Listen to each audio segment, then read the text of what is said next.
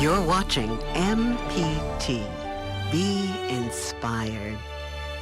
Ever wonder how shows like Arthur or Antiques Roadshow get made? Well, you have to go back to the 1960s when the FCC chairman proclaimed television to be a vast wasteland. In response, Congress created a place where the American people could access quality educational programs. Think of it like the national parks. They wanted to create a space where any American, no matter their means or status, could pause to learn, grow, and admire the splendor of our world. So in 1967, a bipartisan group of lawmakers created the Public Broadcasting Act, and with it, the Corporation for Public Broadcasting, or CPB for short. The CPB was developed as a public corporation, not a government agency, in order to insulate it from the winds of political change. But how does the whole system work? Well, it all starts and ends with you. Your taxes fund the CPB, about $1.60 per person per year. That's less than a cup of coffee, and certainly less than a carton of eggs. The CPB takes your $1.60 and allocates it across America to your local stations. Stations use this money to pay dues to PBS, so they can air programs like Arthur and Antiques Roadshow. It's kind of like being in one big broadcasting club. But who creates the programs? Well, PBS gives some of the funds to larger stations like MPT, who create shows with part of your $1.60, but also with funds from other foundations, sponsors, and of course, viewers like you. All stations are interdependent. The CPB funding is the glue that binds the public media system together.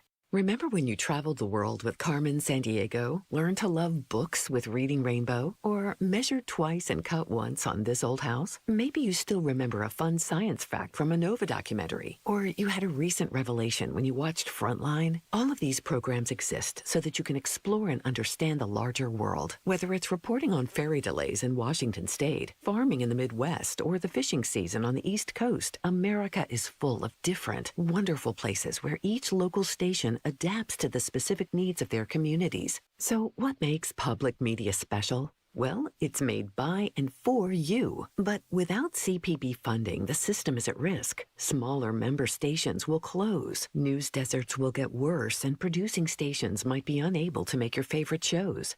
If you want to keep the public media system working and love our programs, you can support us by calling your local representatives or donating to your local public media station like MPT.